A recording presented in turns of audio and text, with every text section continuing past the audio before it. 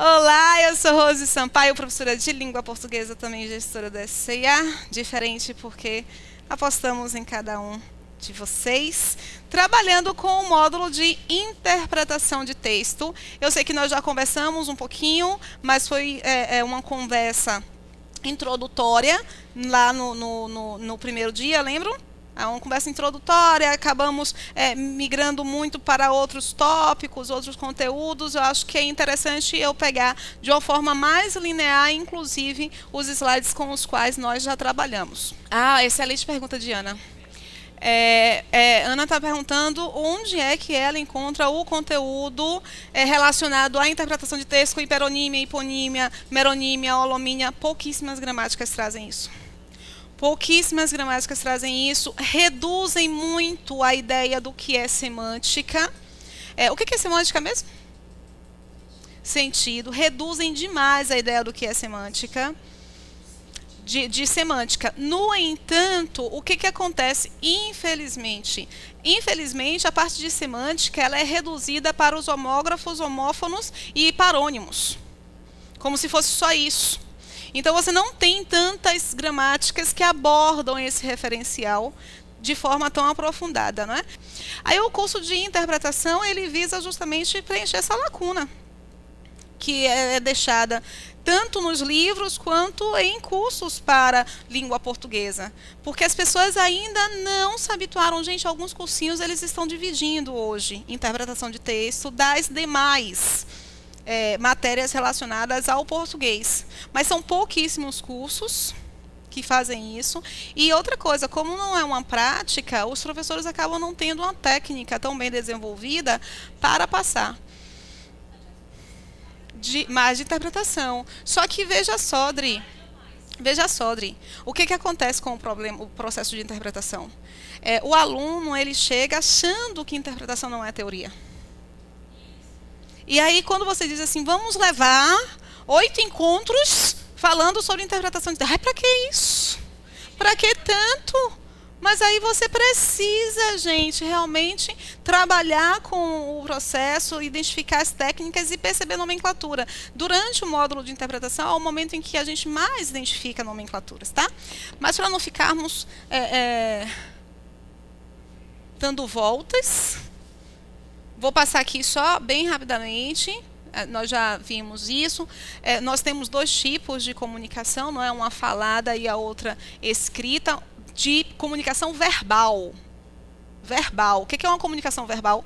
A comunicação baseada em palavra. Rosa, existe outra comunicação? Lógico, gente, que existe outra comunicação. As cores são representações, as notas musicais são representações. É uma forma de comunicar, tá? Então, você tem, no que diz respeito a... Tu não acha, não, Adri?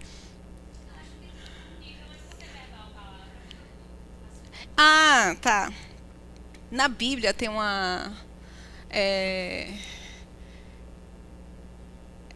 passagem em Gênesis que ele diz, no princípio era o verbo. Em João, no princípio era o verbo. Porque no princípio era a palavra, né? Esse motor criador, né, de dizer que se faça fiat lux. Fiat lux é que se faça luz. Então, que se faça a luz, que seja dia, seja noite. Então, no princípio era o verbo. Por isso que a ideia é comunicação verbal ou não verbal. O verbo é a classe gramatical mais relevante de todas. Então, quando você fala sobre o verbo, você está falando sobre a informação, sobre algo que está sendo dito, que está sendo apresentado. Quando se fala no princípio era o verbo, porque no princípio era a palavra. Foi um momento de comunicação, foi um momento de definir que todas as coisas têm os seus nomes, né? Aí você tem a comunicação verbal e não verbal. Engraçado, a comunicação não verbal, gente, reparem que o que muda na maioria das ilustrações, quando você quer colocar uma carinha, é a boca.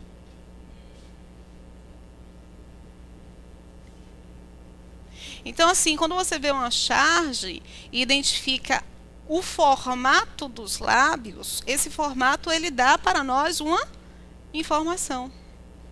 Ou quando você tem ainda outro, né?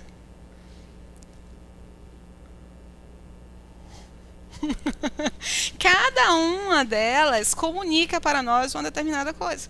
Essa aqui está sentindo o quê? Essa aqui? A dúvida é assim. A dúvida é assim. Aqui é seriedade, não estou sentindo nada, não estou vendo nada. Essa aqui tá feliz e essa aqui assustado. Aí me digam, não comunicou?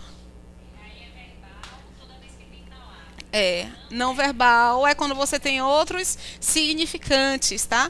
O que é um significante? Quando nós temos um processo de comunicação, essa comunicação ela é estabelecida por meio de um significante e um significado. Se nós não conseguirmos reconhecer o que é este significante, a gente não vai conseguir perceber o que é o significado. O exemplo que eu mais apresento em sala de aula é o exemplo da foice e do martelo. Vocês sabem o que representa isso? A foice e o martelo cruzados. É o símbolo do socialismo da União Soviética. É só a foice. Aí você tem, e tem uma outra informação aí que é justamente o vermelho.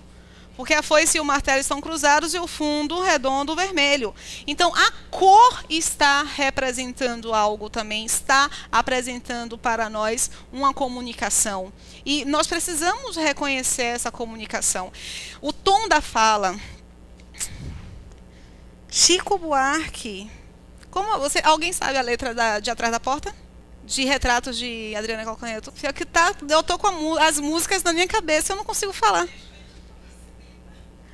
Ah, meu Deus, Atrás da Porta de Chico, a história é mais ou menos assim. Ela diz que eu vou ficar muito bem sem você, porque agora eu vou encontrar outra. Olha, olhos nos olhos, não é Atrás da Porta, não? Foi o que você diz. Ó, olhos nos olhos, quero ver o que você diz, quando você souber que eu tô tão feliz, que sem você eu tô tão feliz. Cara, o texto não combina com o resto. Você está dizendo ali, ó, sou feliz. Mentira! Tá querendo tirar onda com a cara do cara. Então você tem aí toda uma informação que não está justamente na palavra. E aí o tom, a vibração, o tipo de instrumento musical. Em música, o tipo de instrumento musical com o qual se trabalha é muito importante também. Então você tem várias observações que precisam ser analisadas, tá? Num processo de comunicação. O significante é a forma estrutural. É a estrutura sonora ou visual, tá? E o significado é o que esta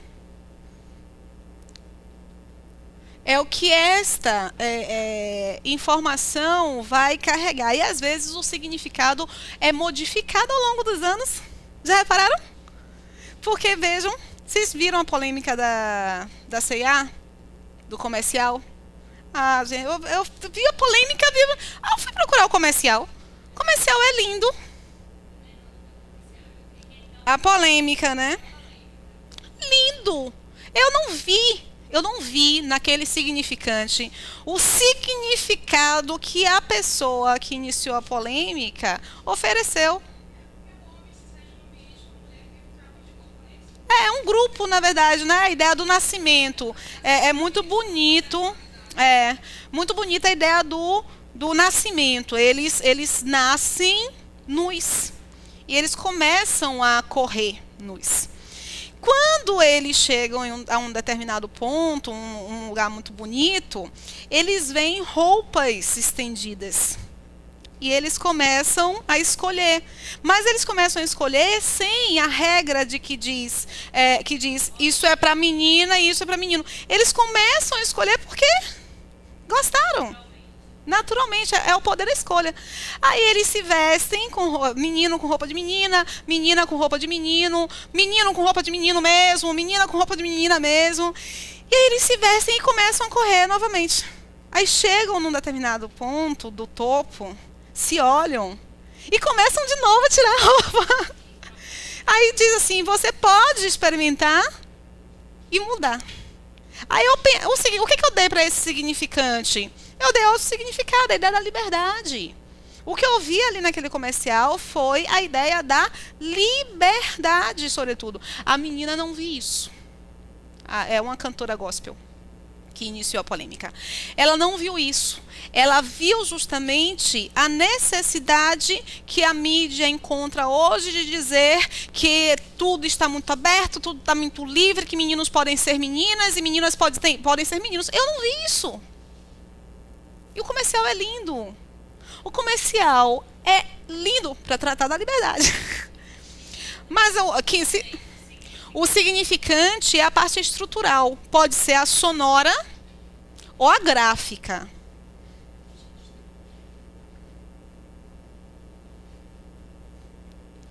Mas no processo de comunicação, tudo conta, gente.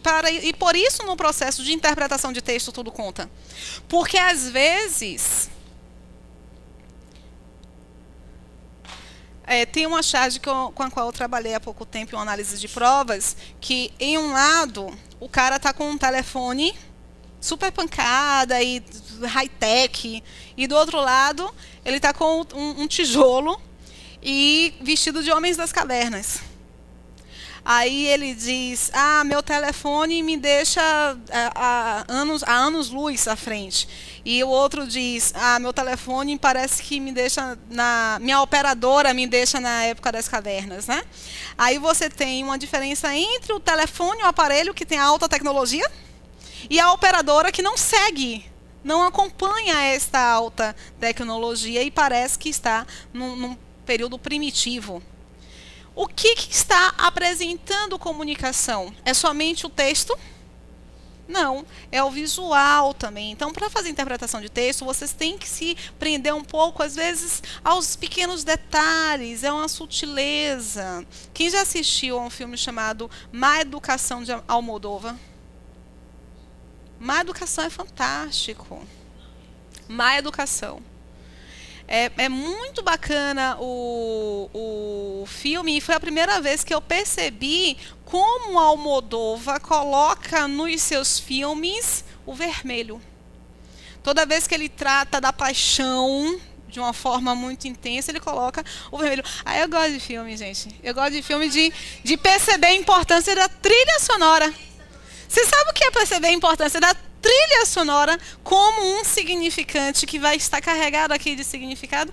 Trilha sonora de Up, Altas Aventuras. Que trilha sonora bonita da porra aquela, bicho. Up, Altas Aventuras é o desenho animado. É o desenho. A animação. Up, gente, do velhinho com os balões. Nós chegamos na outra aula a analisar amar pode dar certo, identificando aqui o que é informação, o que é coisa sobre a qual se informa algo. Percebemos que aqui não há 3 verbos, porque o verbo é a informação, e para eu saber quantos verbos há em uma construção, eu tenho que saber quantas informações eu estou passando. Aqui eu estou passando apenas uma informação, é que alguma coisa pode dar certo. E que coisa é essa? Dois ou mais verbos, mas uma informação. Então, se eu tenho... Não, o primeiro, que é o pode. Então, esse aqui, como eu tenho 2 estruturas verbais e apenas uma informação, eu conto como uma locução verbal. Isso aqui não é verbo, porque está na posição de uma coisa sobre a qual se informa algo. E aí vem a novidade. Mais uma novidade, que a gente falou sobre significante e significado, que foi uma novidade para a aula de hoje. Vem a novidade de análise desta estrutura. Chega eu para fazer um anúncio no Jornal à Tarde e vejo um totem com esta frase: o classificados mais lido da Bahia. E aí, vocês iriam achar que está correto ou incorreto?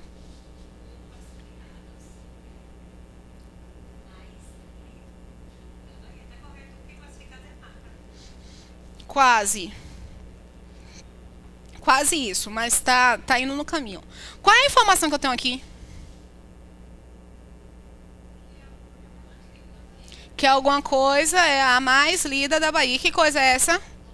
O classificados. Classificados é cada um daquele anúncio, né? Ok. E o caderno de classificados é o caderno em que há todos os classificados. Então, aqui, a palavra classificados está identificando justamente o caderno de classificados mais lido da Bahia. É o que a Adriana falou. A ideia, mais ou menos, né? A questão da marca. Aqui a questão do caderno. O caderno de classificados. Por isso que tem que ficar no singular. É uma divisão do jornal, uma seção do jornal. Aí reparem, se ele colocasse aqui os classificados mais lidos da Bahia, ele não estaria falando sobre o caderno. Ele estaria falando de todos os anúncios. Dos anúncios. Os classificados mais lidos da Bahia. Os anúncios mais lidos da Bahia. Inclusive, iria identificar, porque no caderno de classificados não tem a parte de automóvel, aluguel. Então, dentro daqueles, quais são os classificados mais lidos? Entre aqueles, aí poderia até colocar no plural. Mas da forma como está aqui, ele não está tratando dos anúncios. Ele está tratando do caderno, por isso a construção está adequada. Vejam que a gente percebe que ela está adequada, não porque nós sabemos a teoria de sintaxe, mas porque nós analisamos o sentido, a semântica. Quero que vocês me digam o seguinte: quando eu falo a velhice não era dada pelos gregos como castigo, essa frase está correta de acordo com a norma culta de língua portuguesa?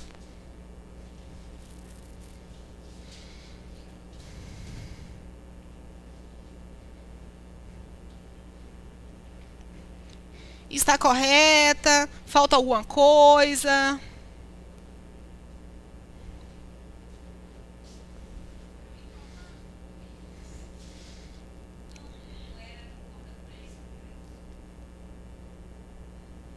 É uma pergunta que eu estou fazendo. Mavi, ela falou, e quando eu perguntei, falta alguma coisa, eu tinha certeza absoluta que alguém ia dizer que falta uma vírgula. Tinha certeza absoluta. Meu ex-marido italiano, ele dizia que a cada 6 palavras colocava uma vírgula. Que era tira e queda. Não errava. Mentira, errava que era um absurdo. Mas a vírgula não é uma questão de extensão. É uma coisa que a gente tem que colocar na cabeça. Semanticamente, vírgula não separa nada que seja essencial. Então, se eu puser, você sugeriu a vírgula aqui, né? Se eu puser uma vírgula aqui, isso aqui é ou não é essencial?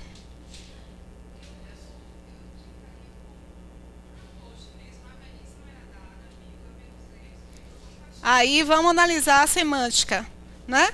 Que inclusive classificar o aposto, indicar o que é um aposto é uma das minhas dicas. Que o pessoal não sabe o que é um aposto.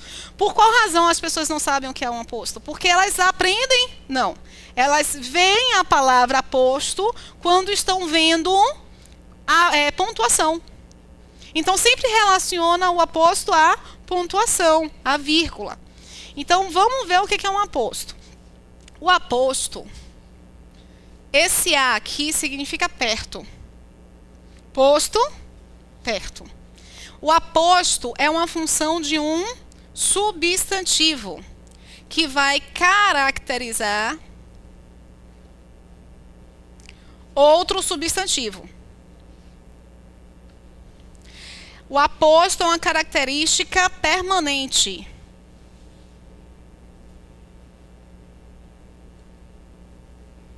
Mas não é uma característica inerente. Entenderam alguma coisa do que eu falei? Não, porque português é assim. A gente tem que... A significa perto. Então, é posto perto. É sempre função de um substantivo que caracteriza outro substantivo. É uma característica permanente. Mas não inerente. Rose, estranho isso. Estranho, não é estranho? Vamos lá. A menina triste chegou. A menina triste chegou. A menina filha de Rose chegou. Bom, essa estrutura está entre vírgulas, não está? Assim como essa estrutura também está entre vírgulas. Elas estão entre vírgulas porque a pergunta: essa estrutura está entre vírgulas porque exerce a mesma função dessa estrutura aqui. Ambas são aposto. Verdade? Verdade? O que é aposto? Pesca aí. É um substantivo que caracteriza outro substantivo. Aí você olha aqui triste e percebe que triste é um substantivo? Mas nós vamos pelo ímpeto mesmo, tá? Só a classe que vai exercer a função de aposto é só o substantivo. Aqui é um adjetivo. Agora, esse triste aqui é igual ao triste de baixo? É igual? Semântica. Semanticamente, qual é a diferença entre essas duas frases?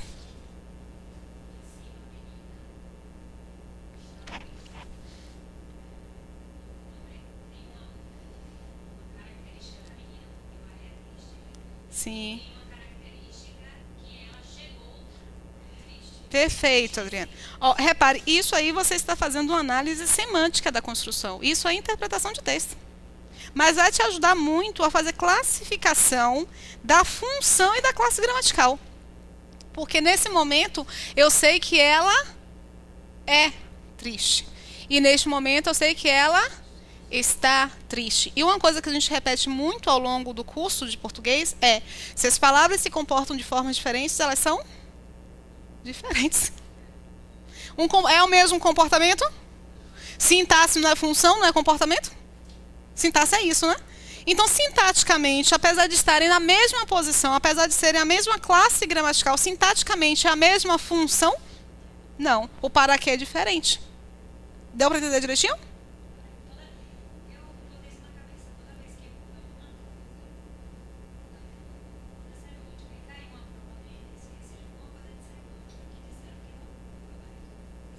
Não, mas aí depende de qual é a questão.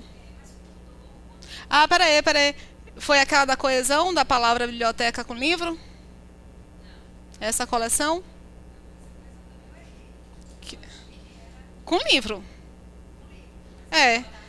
Não, mas não é. Eu falei com os meninos que era para eles entrarem com recurso. E aí, com esse negócio dos 100 vídeos, eu fiquei gravando e esqueci de mandar o recurso pro pessoal.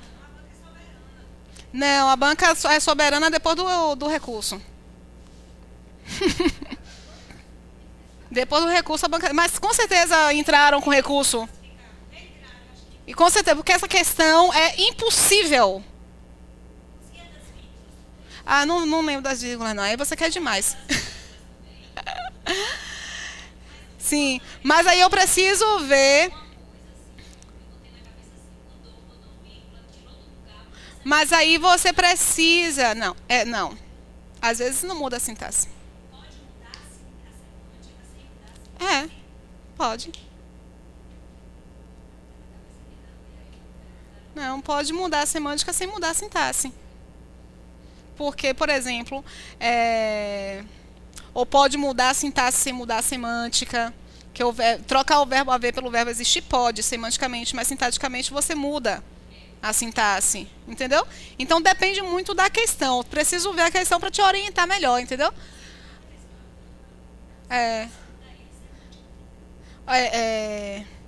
Eu me faço mal. Eu lhe faço mal. Eu mudei a semântica, mas eu mudei a sintaxe do pronome me, lhe. Então depende muito da questão, entendeu? Aí aqui é um comportamento dentro da construção que você consegue alterar o para quê. Para que ela está aqui e para que ela está aqui. Ela está aqui para indicar que eu tenho uma característica inerente. Não é inerente da menina? Ela é triste. Isso aqui é inerente. Ser inerente é porque faz parte, está entranhado. É inerente e, além de ser inerente, é também permanente. Ok. Aqui não é inerente, não é permanente. É passageiro. É um estado da menina. Quando eu tenho uma informação que passa para mim um estado, é porque minha informação ela é nominal. Isso aqui é um estado. Então, enquanto um é permanente, o outro é passageiro, é transitório, é um estado. E aqui você vê que filha é um adjetivo? Não, filha é um substantivo. Ser filha de Rose, no caso Vitória, ser filha de Rose está se relacionando com a palavra? Ser filha de Rose é de dentro do corpo de Vitória ou é algo externo? É dentro do corpo de Vitória ou é externo? Porque Vitória é morena. Ser morena é uma característica do corpo. Mas quando eu digo que Vitória é filha de Rose, eu estou olhando uma característica de dentro do corpo de Vitória ou é externa? Ah, não é genética, não. É dentro do corpo, faz parte do corpo de Vitória. É inerente à Vitória ou é externo?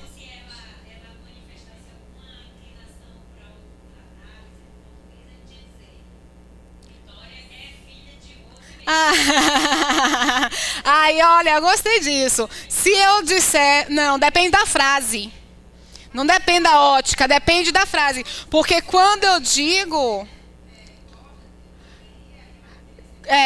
Quando eu digo Vitória é filha de Rose mesmo, eu já estou vendo uma característica entranhada a Vitória, tá? Aqui, quando eu digo a menina, filha de Rose, eu estou aqui explicando quem é a menina. Concordam? É a filha de Rose, mas não é permanente, mas não é inerente. Isso que é um aposto. E não se preocupem, porque quando nós chegarmos às aulas de sintaxe, eu faço a diferenciação entre o que é um adjunto adnominal. Adjunto adnominal é uma característica inerente e... Isso aqui, portanto, é o quê? Um adjunto adnominal. E aqui é uma característica permanente, mas não é inerente. E além de não ser inerente, ainda é a função de um substantivo. Isso que é você fazer uma análise semântica das estruturas sintáticas e morfológicas. Aí, voltando aqui para a análise dessa construção, você indicou que a vírgula ela deveria ser colocada aqui por se tratar de um aposto. E pelos gregos, não está funcionando como uma característica. Não está se ligando a palavra velhice, está se ligando a palavra da, indicando que os gregos estão relacionados com esse termo. Se eu retiro essa estrutura aqui, você põe uma vírgula aqui, eu retiro essa estrutura, a velhice não era dada. Eu preciso saber dada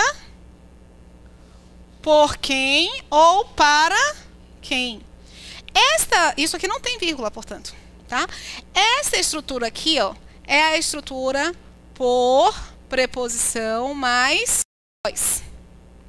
Essa preposição por está dando a ideia de quê? Que eu falei que a velhice não era dada por ou não era dada para. Eu estou dizendo que a velhice não era dada por alguém. Então, eu estou afirmando que os gregos estão dando a velhice. Gente, o grego dá a velhice? O grego pode dar a velhice? No sentido de dar significado. Não. A velhice não era dada pelos gregos como castigo. Eu estou aqui nessa frase dizendo que os gregos dão a velhice como castigo para alguém. Tem lógica? A mesma coisa, porque a ideia da preposição por, aqui ou aqui no fundo, vai ser a mesma. A ideia do agente da ação de dar. Ah, sim. Mas uma coisa, essa tentativa, porque uma coisa é a sua tentativa em entender a frase, outra coisa é o que a frase está apresentando. Porque ó, a torta não era dada pela mãe. Quem que está dando a torta? Não, a torta não era dada pela mãe. Quem está dando a torta? Quem não está dando a torta, perdão. Vou tirar até essa negação. A torta era dada pela mãe. Quem está dando a torta? A mãe. Agora, se eu digo que a torta era dada para a mãe, quem está recebendo a torta? A mãe. Então, veja que o por modifica a ideia do para. E aqui a gente consegue perceber que os gregos não dão, que os gregos consideram. Pelo esforço que vocês tiveram em entender, não pelo que estava escrito. Está errado. Porque semanticamente está errada. Porque é incoerente a frase. Porque os gregos não podem dar velhice, quem dá velhice é o tempo. Os gregos, eles não consideram a velhice. Ou não recebem a velhice como um castigo. No caso, é a preposição. Que está errada. A velhice não era o verbo ou a preposição. Porque ou você coloca não era dada para os gregos como um castigo. E aí você pensa nos deuses dando a velhice. Ou você pode trocar o verbo e colocar a velhice não era considerada pelos gregos como castigo. Porque aí você pode permanecer com a preposição por. Entendeu? Posso colocar não era vista pelos gregos como castigo. Não era encarada pelos gregos como castigo. Então, você tem que identificar ou a devida apresentação da preposição por, o que vai alterar o verbo, ou uma outra preposição para ter lógica. Muda o sentido.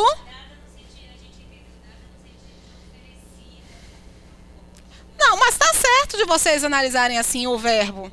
Só que essa preposição aqui não está combinando.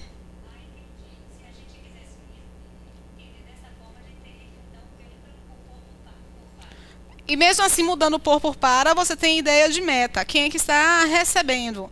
Ou você muda o verbo para continuar com a ideia ativa aqui dos gregos. Mas o problema crucial dessa construção é a preposição. E nós não estudamos preposição pensando no sentido. A gente não estuda preposição, já começa por aí, né? A gente lê a tabela das preposições acidentais e das preposições essenciais. E preposição não tem sentido fora do contexto, gente.